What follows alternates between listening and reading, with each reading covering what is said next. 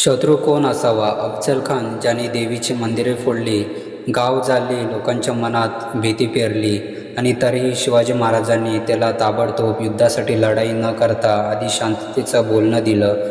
लोक चक्रावले, का रे महाराज, एवढ्या जुलमी माणसाला सन्मानाने आमंत्रण? कारण महाराजांना राग आला होता, पण त्यांना रागाचा प्रतिसाद द्यायचा होता. रागाने नाही तर नीतीने. शिवाजी महाराज हेच शिकवतात, शत्रू काय करतो हे आपल्या हातात नाही, पण आपण काय उत्तर देतो हे पूर्णपणे आपल्या हातात असतं. त्या भेटीत अफजल खान फितुरीने पुढे आला, पण महाराज सज्ज होते. ते संतापले नाहीत, विचलित नाहीत.